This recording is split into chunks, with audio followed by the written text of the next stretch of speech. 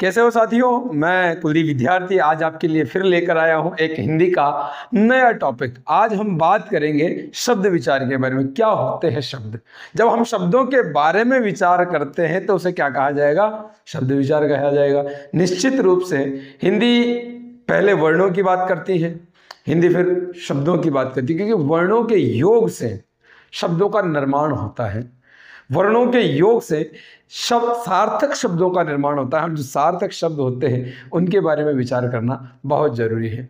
कहाँ से आए हैं हमारे शब्द, कैसे बने हैं हमारे शब्द, कौन सी भाषा से हमारे पास आए हैं, जिन शब्दों का हम प्रयोग कर रहे हैं क्या वह वाकई में हमारे लिए महत्वपूर्ण है, क्या वो शब्द जो है उनकी प्रक्रिया क्या रही है हम तक पहुंचने की, क्या यह शब्द ऐसे ही आ गए हैं या फिर इसका कोई ना कोई कारण रहा है जिसके माध्यम से शब्द हमारे तक पहुंचे हैं। हम एक एक कड़ी के बारे में बात करते हैं, एक एक विषय के बारे में बात करते हैं कि शब्द आए कहाँ से हैं।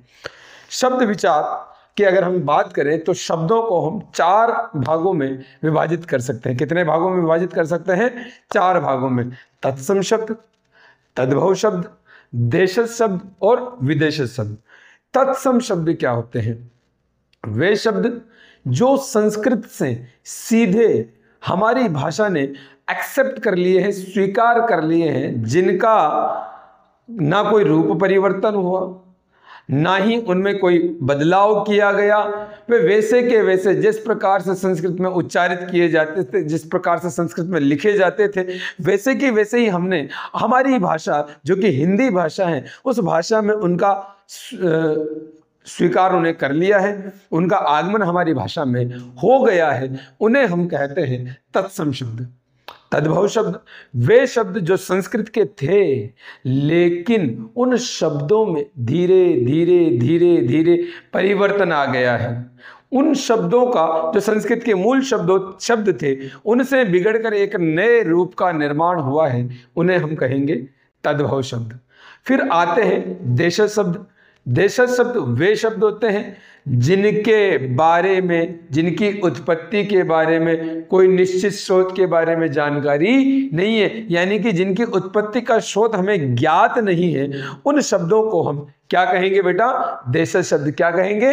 देशज शब्द। उसके बाद आते हैं विदेशज शब्द, यानी कि जो शब्द किसी ना किसी भाषा से हमारी हिंदी में आकर ऐसे जम गए हैं कि उनका यहाँ पर यूं मान लीजिए कि स्वीकारोक्ति हो गई है, क्योंकि हमारे यहाँ पर शक, हूण, कुषाण, मंगोल, तुर्क, अंग्रेज न जाने कितने आक्रांता आए हैं। इन आक्रांताओं ने हमारे ऊपर राज किया है। अब ये राज करेंगे, लंबे समय तक यहाँ रहेंगे तो अपनी भाषा को अपने साथ लेकर आएंगे। जब अपनी भाषा को साथ लेकर आएंगे तो निश्चित रूप से वो उस भाषा का प्रभाव हमारे यहाँ पर उन्होंने छोड़ा होगा और हमने उनके शब्दों को धीरे धीरे क्या कर लिया गया होगा? स्वीकार कर लिया गया होगा। इसलिए इन्हें कहा जाता है विदेशी शब्द, जो विदेश से हमारे यहाँ पर आए हैं। तो हम तत्सम शब्दों के बारे में बात करें तो तत्सम और तद्भव के जो उदाहरण हैं, जैसे तत्सम में अंगारिका एक शब्द है, यानी कि संस्कृत में एक शब्द है अंगारिका, जिसमें इंसान अपने सर्दियों के दिनों में अलाव तापता है, उसे बोला जाता है अंगारिका। अब उसका जो तद्भव रूप है, जो बिगड़ा हुआ रूप है, वो है अंगीठी। अग्नि, आप सब लोगों ने नाम सुना है। अग्नि आग को ही कहा जाता है, यानी कि तत्सम में जिसे हम अग्नि कहते हैं, तद्भव में उसे आग कहते हैं। अज्ञानी, अब अज्ञानी का जैसे ही नाम आता है हम समझते हैं कि मूर्ख हैं, निराह मूर्ख, लेकिन मूर्ख नहीं है। अज्ञानी का मतलब जो ज्ञान से अनजान है, यानी कि अज्ञानी का तद्भव रूप अनजान हो जाएगा। फिर आमलक, आमलक जैसे ही नाम आता है तो हमें एक हरा हरा सा फल नजर आता है जो खट्टा सा होता है। आमलक, वो आमलक तद्भव में है, तत्सम में है, तत्सम में है, और वो जब तद्भव रूप में आता है तो उसे हम कहते हैं आंवला। एक शब्द हमने सत्यनारायण भगवान की कथा सुनते हुए सुना है। वो अपने जामाता के संग व्यापार करने गया था। जामाता यानी कि जिसको एक माने जाया है, उसका पति, यानी कि हमारा जमाई। तो तत्सम शब्द जामाता होगा और तद्भव शब्द जमाई होगा। एक शब्द आता है कंकण संस्कृत में, तो तत्सम रूप तो कंकण है। अगर उसका तद्भव यानी कि बिगड़ा हुआ रूप देखेंगे तो कंगन जो स्त्रियां अपने हाथों में पहनती, अपने कलाई में पहनती हैं, स्त्रियों का महत्वपूर्ण आभूषण है। तत्सम में एक शब्द है उष्ट्र, उष्ट्र को तद्भव के रूप में कहा जाता है ऊंट।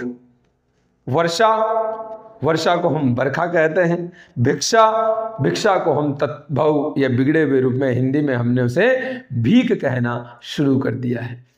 विदेश शब्द, वे शब्द जिनके स्रोत पता नहीं है, कहाँ से वो शब्द बने हैं, कैसे बने हैं, एक लंबी परंपरा लोक से चलती हुई आई और हमने उन्हें धीरे धीरे धीरे धीरे एक्सेप्ट कर लिया है, स्वीकार कर लिया है। जैसे पेटी, शीशा, खाट, खचाखच, चाट, चुटकी, छोरा, गाड़ी, टोली, ढेर, ढांचा, पगड़ी, ऐसे अनेक अनेक शब्द हैं जो हमारी भाषा में हमारे यहाँ ही उत्पन्न हुए हैं, जो किसी दूसरी भाषा से स्वीकार नहीं किए गए हैं, जिन्हें हमने किसी दूसरी भाषा से लिया नहीं है। फिर आते हैं विदेशी शब्द, वे शब्द जो किसी अन्य भाषा से हमारे यहाँ पर आए और हमने उन्हें स्वीकार कर लिया है, इसलिए उन्हें हम कहेंगे विदेशी शब्द। अंग्रेजी में डॉक्टर, स्टेशन, प्लेटफॉर्म, हम जब भी कहते हैं, हम ये नहीं कहते कि हम चिकित्सक को दिखाने जा रहे हैं, हम ये कहते हैं, और दिखाने भी नहीं, परामर्श लेना होता है, लेकिन हम क्या कर रहे हैं, हम कहते हैं हम डॉक्टर को दिखाने जा रहे हैं। तो डॉक्टर शब्द को हमने कभी भी जब यात्रा करते हैं तो हमने स्टेशन के लिए कोई अन्य शब्द नहीं सुना होगा। स्टेशन अंग्रेजी का शब्द है। प्लेटफॉर्म यानी कि अब हमारे यहाँ पर ऐसा कोई शब्द नहीं है, इसलिए स्टेशन को हमने स्टेशन के रूप में स्वीकार कर लिया है। प्लेटफॉर्म, प्लेटफॉर्म का अगर हिंदी अनुवाद करेंगे तो बिल्कुल अलग रूप हो जाएगा, लेकिन हमने प्लेटफॉर्म को वैसा का वैसा ही हिंदी में भी स्वीकार कर लिया है। फ्रेंच, पिकनिक, वैसे तो पर्यटन होता है हिंदी में इसके लिए, लेकिन फ्रेंच में उसे पिकनिक कहा जाता है, और हमने आम बोलचाल की भाषा में पर्यटन शब्द को लुप्त कर दिया है और प्रायः उसके स्थान पर जिस शब्द का उपयोग हम करने लगे हैं वो है पिकनिक। कूपन, अब कूपन को हिंदी में क्या कहते हैं हमें पता नहीं, यानी कि अंग्रेजी के शब्द को हमने, फ्रेंच के शब्द को, माफी चाहूंगा कि फ्रेंच शब्द को हमने वैसा का वैसा ही स्वीकार कर लिया है। लैंप है, बम है। स्पेनिश, स्पेनिश से सिगरेट, कॉर्क, सिगार, ये शब्द हमने वैसे के वैसे ही स्वीकार कर लिए। अरबी, अरबी और फारसी का हमारे ऊपर बहुत ज्यादा प्रभाव है। अरबी शब्दों में अखबार, मतलब, उम्र, इलाज, मुकदमा, शराब, अदालत, किला आदि आदि कई सारे शब्द हैं जो अरबी से हमारी हिंदी में आए हैं। फारसी में गवाह है, देहात है, चादर है, वापस, ऐसे ही कई सारे शब्द फारसी से भी हमारे यहाँ पर आए हैं। पुर्तगालियों ने भी हमारे यहाँ पर राज किया, तो पुर्तगालियों ने जब राज किया तो अपनी भाषा लेकर आए होंगे। उन्होंने हमें शब्द दिए आलपिन, कमरा, गोदाम, अलमारी। कमरे को हम कक्ष कहते हैं, लेकिन हम अब हिंदी का शब्द प्रयोग ना करते हुए पुर्तगाली शब्द का प्रयोग करते हैं। तुर्की भाषा में लाश, खंजर, चम्मच, बीवी। अब बीवी को हिंदी में पत्नी कहा जाता है, चम्मच को क्या कहा जाता है किसी को पता नहीं है। हिंदी बोलने वाला हो या भारत की किसी भी भाषा को बोलने वाला व्यक्ति हो, उसे चम्मच ही कहता है, चम्मच ही स्वीकार करता है। यानी कि हमने उन शब्दों को सीधे सीधे रूप में स्वीकार कर लिया है। चीनी, चीनी भाषा के शब्द है चाय, चीकू और लीची। तो ऐसे कई सारे शब्द हैं। चाय को हम चाय ही कहते हैं। पेय पदार्थ हैं, अंग्रेजों ने सबसे पहले हमारे यहाँ पर शुरू किया था, लेकिन भाषा कौन सी है उसकी? चीनी भाषा का एक शब्द है। इस प्रकार से ये जो शब्द विचार है, इसके हमने 4 रूप देखे। इसमें 3 तरह के शब्द और होते हैं, यौगिक शब्द, रूढ़ शब्द और रूढ़ यौगिक शब्द। उनकी बात करते हैं हम अगली कक्षा में।